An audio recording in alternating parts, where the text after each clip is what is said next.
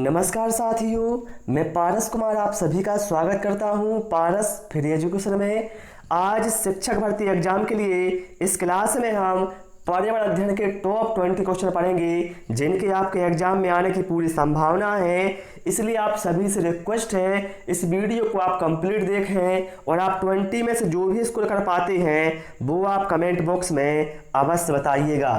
तो बिना समय गवाए शुरू करते हैं प्रश्न क्रमांक 1 से।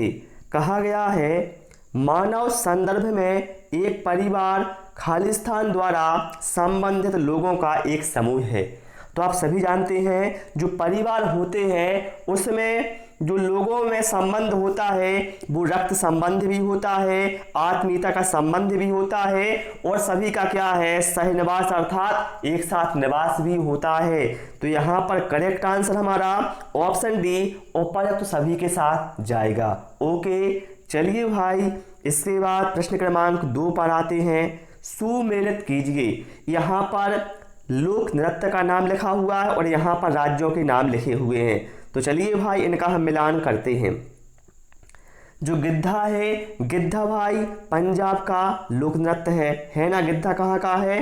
पंजाब का है। इसके बाद क्या है? करगम। तो भैया करगम कहाँ का है? करगम है तमिलनाडु का है। मुखौटा कहाँ का है? अरुणाचल प्रदेश का है। और मोहिनीअट्टम कहाँ का है? केरल का है। ओके, मिलान कर लिया ना। चलिए भाई इसके बाद प्रश्न क्रमांक 3 पर आते हैं और आप सभी लोगों से रिक्वेस्ट है मेरी, वीडियो पसंद आए वीडियो को लाइक करें, शेयर करें और चैनल को जरूर सब्सक्राइब करें। भारत की सबसे चौड़ी नदी कौन सी है? गंगा, कावेरी, गोदावरी या फिर ब्रह्मपुत्र? तो भाई मेरे जो भारत की सबसे चौड़ी नदी है उस नदी का नाम है ब्रह्मपुत्र नदी। ऑप्शन डी यहाँ पर राइट आंसर होगा। यदि आपसे पूछा जाए भारत की सबसे लंबी नदी कौन सी है तो बताइएगा गंगा नदी। और पूछा जाए दक्षिण भारत की सबसे लंबी नदी कौन सी है तब आपका आंसर होगा गोदावरी। तीनों क्वेश्चन अलग अलग हैं इसलिए इनको ध्यान रखना क्योंकि ऐसे प्रश्न एग्जाम में जरूर आने वाले हैं। अगला है हाइड्रोफोबिया रोग किससे फैलता है? जीवाणु, विषाणु, ईस्ट या फिर प्रोटोजोआ? मेरे भाई जो हाइड्रोफोबिया है इसको हम रेबीज नाम से भी जानते हैं और एक कुत्ते के काटने से होता है जो कि भाई विषाणु से होने वाली एक बीमारी है। इसमें क्या है रोगी को पानी से डर लगता है। तो यहाँ पर करेक्ट आंसर हमारा ऑप्शन बी के साथ जाएगा। ओके, चलिए प्रश्न क्रमांक 5 पर आते हैं। खेलना बच्चों का कार्य है यह कथन किसका है? देखिए बिल्कुल सही बात है, खेलना किसका? बच्चों का कार्य है, बूढ़ों का नहीं है। तो बताना है जो कथन है वो किसका है। तो ये जो कथन है ये है मारिया मॉन्टेसरी का। राइट आंसर ऑप्शन सी के साथ जाएगा। आप सभी लोग भी सारे प्रश्नों का आंसर जरूर कमेंट बॉक्स में कमेंट करते जाएं। चलिए अगला प्रश्न है पृथ्वी के आंतरिक भाग से उत्पन्न ऊर्जा को क्या कहा जाता है? क्या कहा जाता है? परमाणु ऊर्जा, बायोगैस, भूतापीय ऊर्जा या फिर ज्वारीय ऊर्जा? तो साथियों पृथ्वी के जो आंतरिक भाग से ऊर्जा उत्पन्न होती है उसको कहा जाता है भूतापीय ऊर्जा, जिसे इंग्लिश में कहा जाएगा जियोथर्मल एनर्जी। ठीक है, चलिए इसके बाद प्रश्न क्रमांक 7 पर आते हैं। भारत का वर्ल्डमैन किसे कहा जाता है? राजेंद्र सहन, डॉक्टर सलीम अली, कैलाश सांखलिया या फिर एम.एस. स्वामीनाथन? तो साथियों भारत का वर्ल्डमैन कहा जाता है डॉक्टर सलीम अली को। ऑप्शन बी यहाँ पर राइट आंसर होगा। इसके साथ साथ ध्यान रखना भारत का जल पुरुष या वाटरमैन ऑफ इंडिया कहा जाता है राजेंद्र सहन को कहा जाता है। Tiger man of the India कहा जाता है कैलाश सांखलिया कहा जाता है। और भारत में हरित क्रांति का जनक कहा जाता है एम.एस. स्वामीनाथन को। चारों पॉइंट आप लोग नोट कर लो, यहाँ से क्वेश्चन जरूर आएगा। चलिए भाई इसके बाद प्रश्न क्रमांक 8 पर आते हैं। किस वृक्ष की पत्ती से बीड़ी का निर्माण होता है? धोकड़ा, सागवान, पलाश या फिर तेंदू? तो साथियों जो तेंदू होता है इस वृक्ष की पत्ती से क्या है बीड़ी का निर्माण होता है। ठीक है, साथियों, और तेंदुपत्ता उत्पादन में जो एमपी है वो नंबर 1 है। ठीक है, एमपी में सबसे अधिक तेंदुपत्ता का उत्पादन होता है। ओके, चलिए भाई, इसके बाद आते हैं प्रश्न क्रमांक 9 पर।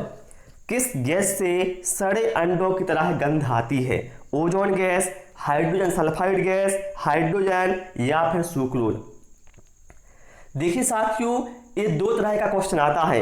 एक आता है सड़े अंडे की तरह गंध है और एक आता है सड़ी मछली की तरह गंध है।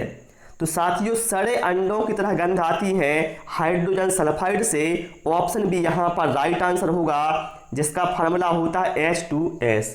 लेकिन यदि आपसे पूछा जाए सड़ी मछली जैसी गंध है किस गैस से आती है, तो बताइएगा ओजोन गैस। ठीक है, दोनों क्वेश्चन अलग अलग हैं। यदि पूछा जाए भविष्य का ईंधन किसे कहा जाता है, तो बताइएगा हाइड्रोजन को कहा जाता है। ओके, चलिए भाई, इसके बाद प्रश्न क्रमांक 10 पर आते हैं। इनमें से कौन सुमेलित नहीं है? यहाँ पर एक साइड बंदरगाह का नाम लिखे हुए हैं और दूसरी साइड क्या है, राज्यों के नाम लिखे हुए हैं। तो देखिए, कांडला बंदरगाह कहाँ, गुजरात में है। बिल्कुल भैया सही है। और ध्यान रखिएगा, कांडला बंदरगाह एक ज्वारीय बंदरगाह है। ठीक है, न्यू मंगलूर कर्नाटक में है। बिल्कुल सही है। तूतीकोरन बंदरगाह तमिलनाडु में है। बिल्कुल सही है। पारादीप बंदरगाह आंध्र प्रदेश, नहीं भैया, जो पारादीप बंदरगाह है ये उड़ीसा में है, ना कि आंध्र प्रदेश। तो यहाँ पर जो ऑप्शन सी है ये सुमेलित नहीं है, जो कि हमारा राइट आंसर हो जाएगा। चलिए, इसके बाद आते हैं अगले प्रश्न पर। भारत में सर्वप्रथम मानसून का आगमन कहाँ होता है? केरल, गुजरात, तमिलनाडु या फिर राजस्थान। करेक्ट आंसर साथियों यहाँ पर ऑप्शन ए के साथ जाएगा। ध्यान रखिएगा, 1 जून के आसपास केरल में सबसे पहले मानसून का आगमन होता है। राइट आंसर ऑप्शन ए के साथ यहाँ पर चला जाएगा। इसके बाद आते हैं प्रश्न क्रमांक 12 पर। दांत का बाहरी परत क्या कहलाता है? तो मेरे भाई, जो दांत की बाहरी परत होती है भैया, उसे कहा जाता है एनेमल। क्या कहा जाता है? एनेमल कहा जाता है। और ध्यान रखिएगा, एनेमल मानव शरीर का सबसे कठोर भाग होता है। ये भी आपको ध्यान रखना है, कई बार एग्जाम में पूछा गया है। चलिए, इसके बाद प्रश्न क्रमांक 13 पर आते हैं। इनमें से कौन सुमेलित नहीं है? बताना इन 4 में से कौन सा सुमेलित नहीं है। देखिए, फूलों की घाटी उत्तराखंड में है। बिल्कुल सही बात है। जुकू घाटी नागालैंड में है। बिल्कुल सही है। शांत घाटी कहाँ पर है? केरल में है क्या? हाँ है। कुल्लू घाटी अरुणाचल प्रदेश। मेरे भाई, ये कुल्लू घाटी है ये हिमाचल प्रदेश में है, ना कि अरुणाचल प्रदेश में। तो हम कह सकते हैं जो ऑप्शन ए है ये सुमेलित नहीं है, जो कि हमारा राइट आंसर हो जाएगा। ओके, क्लियर हो गया ना सभी को? चलिए भाई, इसके बाद आते हैं प्रश्न क्रमांक 14 पर। और जिन साथियों ने अभी तक चैनल को सब्सक्राइब नहीं किया है, सब्सक्राइब कर लो। यहाँ पर शिक्षक भर्ती एग्जाम की तैयारी बिल्कुल फ्री में कराई जाती है। अपस्वर की घटना किस महीने में होती है? जनवरी, जून, जुलाई या फिर दिसंबर। देखिए, अपस्वर का मतलब होता क्या है मेरे भाई, जब पृथ्वी सूर्य से अधिकतम दूरी पर होती है तो उसे कहा जाता है अपस्वर, और जब पृथ्वी सूर्य से न्यूनतम दूरी पर होती है तो उसे कहा जाता है अपस्वर। लेकिन यहाँ पर अधिकतम दूरी अर्थात अपस्वर की बात की गई है, तो भैया ये घटना होती है 4 जुलाई को। तो यहाँ पर जो करेक्ट आंसर है वो ऑप्शन सी के साथ जाएगा। जुलाई महीने में होती है 4 तारीख को। ठीक है, और ऑक्सफोर्ड की घटना कब होती है घटे, तो बताइएगा 3 जनवरी को। ठीक है, दोनों क्वेश्चन इंपोर्टेंट है, ध्यान रखिएगा। चलिए, अगला प्रश्न क्या है, मोस्ट इंपोर्टेंट है सारे ही क्वेश्चन। राष्ट्रीय मलेरिया उन्मूलन कार्यक्रम कब चलाया गया? 1955, 1953, 1994 या फिर 1976। साथियों, आप सभी को पता है जो मलेरिया रोग है वह मादा एनाफिलिज मच्छर की वजह से होता है। ठीक है, और इसी को देखते हुए ये जब मलेरिया बहुत तेज गति से फैल रहा था, तो मलेरिया रोग पर काबू पाने के लिए भारत सरकार ने वर्ष 1953 में राष्ट्रीय मलेरिया नियंत्रण कार्यक्रम शुरू किया था। ऑप्शन बी यहाँ पर करेक्ट आंसर हो जाएगा। कब किया था? 1953 में। ठीक है, चलिए अगला प्रश्न क्या है, ग्रीन हाउस गैसों की संकल्पना किसने दी थी। मेरे भाई ऐसी गैस हैं जो कि हमारे भूमंडलीय तापक्रम में वृद्धि करती हैं, उनको कहा जाता है ग्रीन हाउस गैस। जैसे कार्बन डाइऑक्साइड हो गया, ठीक है, मीथेन हो गया, क्लोरोफ्लोरोकार्बन हो गया, नाइट्रस ऑक्साइड हो गया, ये सभी क्या है, ग्रीन हाउस गैसें हैं। तो ग्रीन हाउस गैसों की जो संकल्पना थी ये दी थी जोसेफ फोरियर ने। ठीक है, ऑप्शन ए यहाँ पर राइट आंसर हो जाएगा। चलिए भाई प्रश्न क्रमांक 17 पर आते हैं। विषाणु अर्थात जो वायरस है बताना है किस में वृद्धि करता है, पानी में, जीवित कोशिका में, मृत शरीर में या फिर चीनी के विलयन में। तो साथ ही जो विषाणु या वायरस है ये हमेशा जीवित कोशिका में बहुत तेजी गति से वृद्धि करता है। राइट आंसर यहाँ पर ऑप्शन बी के साथ जाएगा। यदि आपसे पूछा जाए वायरस की खोज किसने की थी तो बताइएगा इवानोव्स्की ने की थी। ध्यान रखिएगा, इंपोर्टेंट है, कई बार पूछा गया है। चलिए प्रश्न क्रमांक 18 पर आते हैं।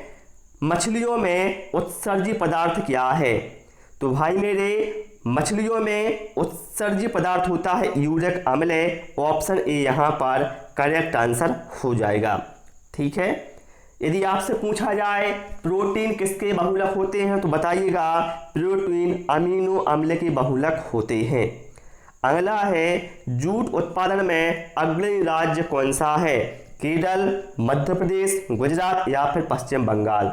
तो देखिए जूट उत्पादन, साथ ही जूट को सुनहरा रेशा भी कहा जाता है और जूट उत्पादन में अग्रणी राज्य है पश्चिम बंगाल। ऑप्शन डी यहाँ पर राइट आंसर हो जाएगा। और मसाला उत्पादन में नंबर 1 क्या है तो बताइएगा केरल। ठीक है, और दालों में कौन है, मध्य प्रदेश है। ठीक है, चलिए अगला है लहसुन की विशेष गंध का कारण है। जो लहसुन है आपने देखा होगा उससे विशेष तरह की गंध आती है, तो वो किसकी वजह से आती है तो भैया वो आती है सल्फर की वजह से। ऑप्शन बी यहाँ पर हमारा करेक्ट आंसर हो जाएगा। ठीक है, तो प्यारे साथियों आज इस क्लास में इतना ही। आपको हमारी क्लास कैसी लगी और आपने कितना स्कोर किया है वो आप कमेंट बॉक्स में अवश्य बताएं। Thanks for watching this video.